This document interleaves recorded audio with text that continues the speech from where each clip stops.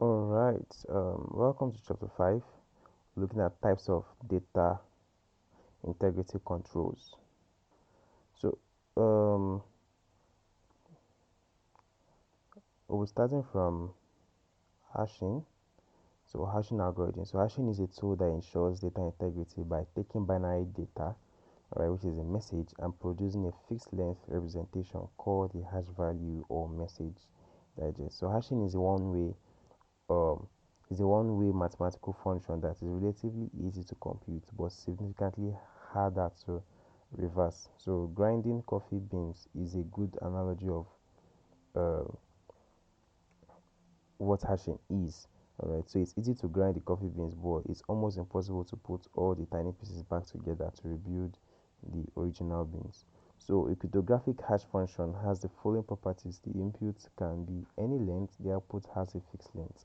So the hash function is one way and is not reversible. So two different input values will always result in different hash values.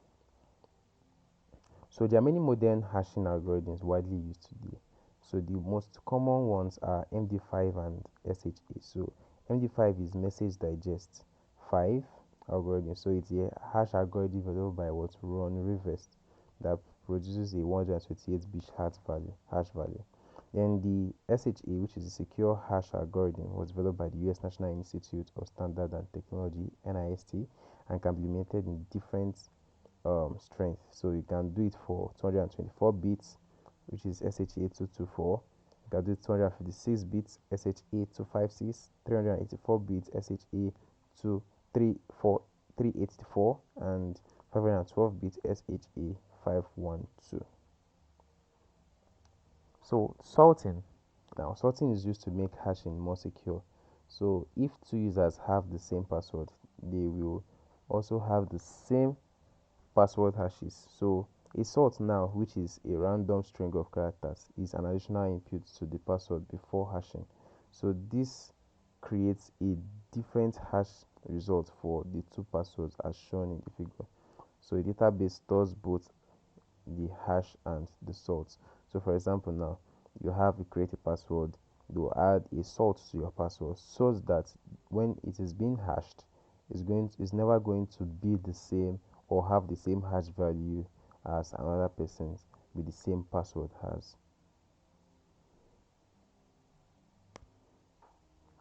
So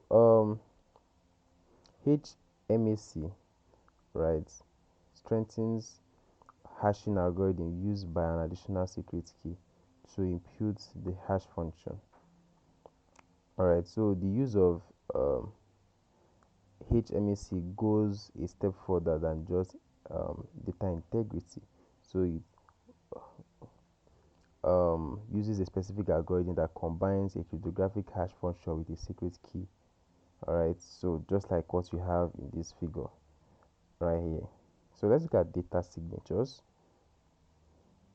digital signatures. So digital signatures provide the same functionality as handwritten signatures for electronic documents. So a digital signature is used to determine if someone edits a document after the user signs it. So a digital signature is a mathematical method used to check the authenticity and integrity of a message, digital document or software. Remember, applications uses this digital signature to verify if the software is a properly licensed copy or pirated. So whenever the software goes online, the the digital signature is being checkmated to verify if it is a legal licensed copy. All right, so if not, the software would be terminated or the program will be terminated. So in many countries, digital signatures have this same legal importance as manually signed documents. So digital signatures also provide repudiation. How digital signature technology works. So asymmetric cryptography is the basics of digital signatures. So a public key algorithm like the RSA generates two keys, one private and the other public. So the keys are mathematically related. And remember, only the receiver has a private key. Now, certificates.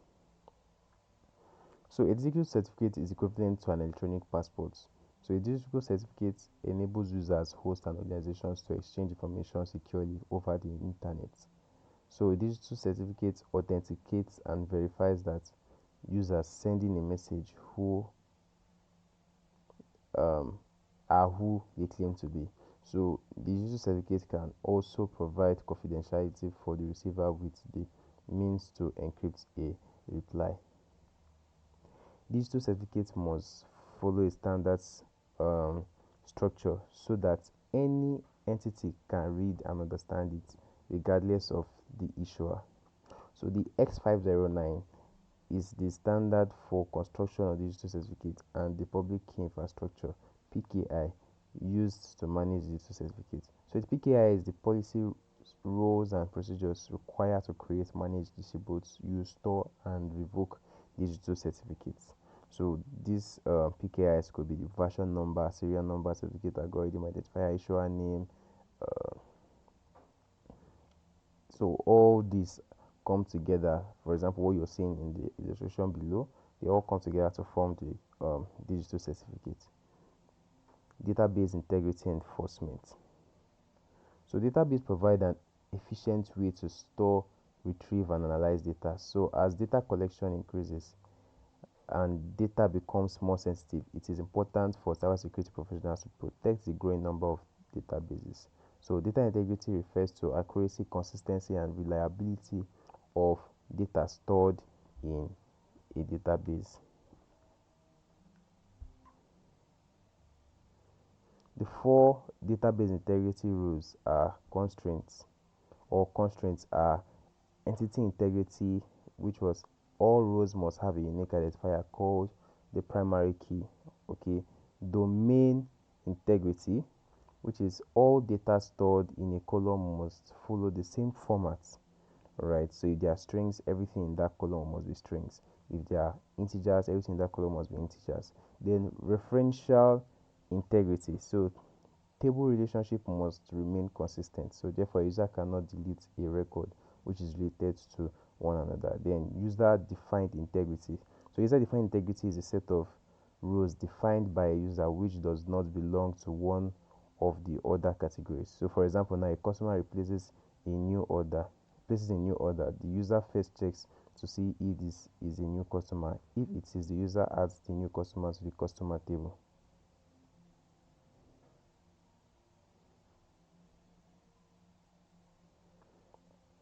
Database validation. So a validation rule checks the data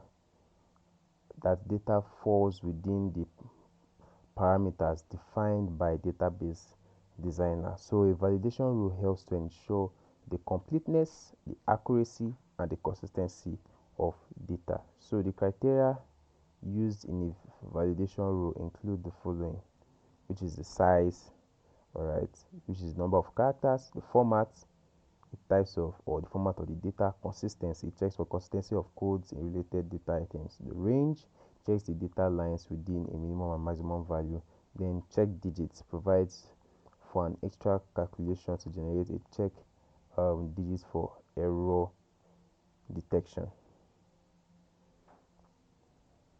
So maintaining proper filling is critical in maintaining the trustworthiness and usefulness of the data within the database. So table records, fields, and data within each field make up a database. So in order to maintain the integrity of the database filling systems, user must follow certain rules.